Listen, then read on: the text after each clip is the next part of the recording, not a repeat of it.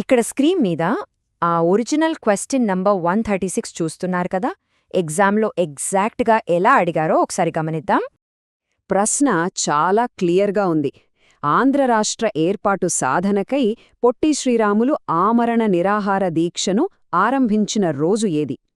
ఇది చాలా direct question అనిపిస్తుంది, కానీ ఆప్షన్స్ చూస్తేనే అసలు కన్ఫ్యూజన్ స్టార్ట్ అవుతోంది. ఆప్షన్స్ చూడండి. అక్టోబర్ 17, 18, 19, 20 అని పక్క రోజులే ఇచ్చారు. ఇలాంటి చోటే మనం చాలా అలర్ట్గా ఉండాలి. దీనికి correct answer option 3, October 19, 1952.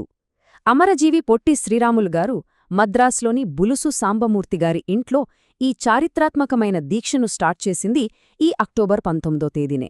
So మిగతా డేట్స్ అన్నీ రాంగ్ అనమాట. ఈ అక్టోబర్ 19వ పాయింట్ని మైండ్లో గట్టిగా ఫిక్స్ చేసుకోండి. ఇదిగోండి పాత పరీక్షల్లో వచ్చిన ఒరిజినల్ క్వశ్చన్ నంబర్ 137 మీ ముందుంది. ఈ ప్రశ్నను జాగ్రత్తగా చదువుదాం. ప్రత్యేక ఆంధ్ర రాష్ట్రం కోసం పొట్టి శ్రీరాములు స్వర్గస్థులైన తేదీ ఏది? అంటే ఆ మహానాయకుడు తన ప్రాణాలను అర్పించిన రోజు ఏది అని ఇక్కడ అడుగుతున్నారు. మనం ముందే చెప్పుకున్నాం కదా, దీక్ష మొదలైంది అక్టోబర్ 19న అని. ఆయన ఏకధాటిగా 58 రోజులపాటు ఎంతో కఠోరమైన దీక్ష చేసి డిసెంబర్ 15, 1952న అమరులయ్యారు.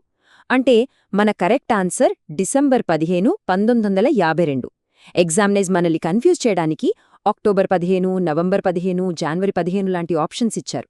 కానీ ఇక్కడ సింపుల్ లాజిక్ ఏంటంటే అక్టోబర్ 19 నుండి కరెక్టుగా 58 రోజులు లెక్క పెడితే వచ్చేదే డిసెంబర్ 15. ఈ కనెక్టింగ్ లాజిక్ పట్టుకుంటే అసలు మర్చిపోయే ఛాన్సే లేదు. ఇక్కడ క్వశ్చన్ నంబర్ 138ని గమనించండి. ఇది రాష్ట్ర ఏర్పాటు గురించి అడుగుతున్న చాలా బేసిక్ క్వశ్చన్. ప్రశ్నేంటంటే ఆంధ్ర రాష్ట్రము అవతరించిన సంవత్సరం ఏది? భాషా ప్రయుక్త రాష్ట్రాల చరిత్రలోనే ఇది ఒక ల్యాండ్మార్క్ క్వశ్చన్ అని చెప్పొచ్చు.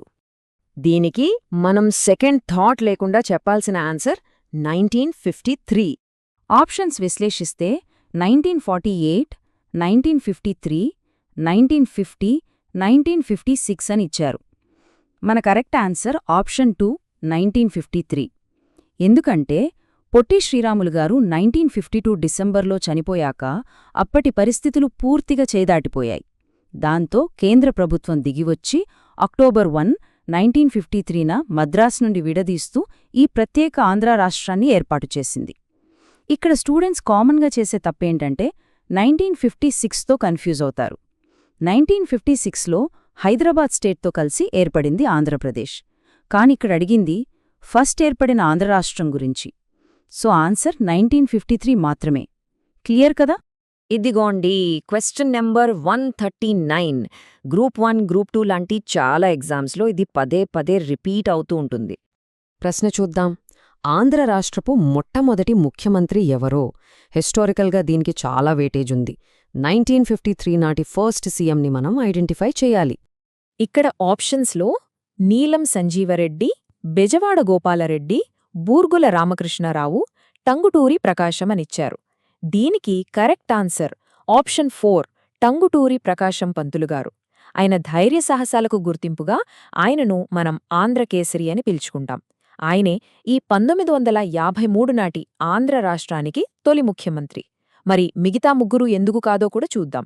నీలం సంజీవరెడ్డి గారు 1956లో ఏర్పడిన ఆంధ్రప్రదేశ్కి మొదటి సీఎం. బూర్గుల రామకృష్ణారావు గారు ముల్కీ నిబంధనల టైంలో హైదరాబాద్ రాష్ట్రానికి సీఎం. ఇక బెజవాడ గోపాలరెడ్డి గారు ఆంధ్ర రాష్ట్రానికి రెండవ ముఖ్యమంత్రి. సో ప్రతి ఆప్షన్కి ఉన్న బ్యాక్గ్రౌండ్ తెలిస్తే మన ఆన్సర్ పక్కాగా రైట్ అవుతుంది. మనం ఈ సెషన్కి సంబంధించి ఎండింగ్కి వచ్చేసాం. ఈ లాస్ట్ క్వశ్చన్ నంబర్ 140ని ఒక్కసారి చూద్దాం. ప్రశ్నేంటంటే టంగుటూరి ప్రకాశం ఏ పదవి నిర్వహించారు?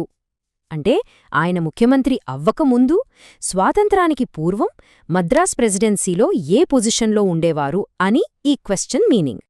ఆప్షన్స్ గమనిస్తే 1938లో ముఖ్యమంత్రిగా, 1938లో రెవెన్యూ మంత్రిగా, 1946లో ఆర్థిక మంత్రిగా, 1938లో ఆరోగ్య మంత్రిగా అని చాలా స్పెసిఫిక్గా ఇచ్చారు.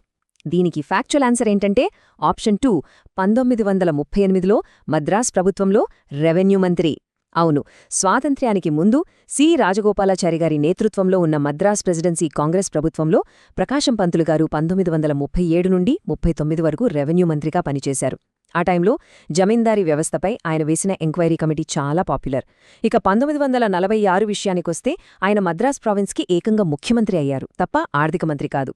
సో మిగతా ఆప్షన్స్ అన్నీ ఫ్యాక్చువల్గా రాంగ్. ఆప్షన్ 2 మాత్రమే 100% కరెక్ట్.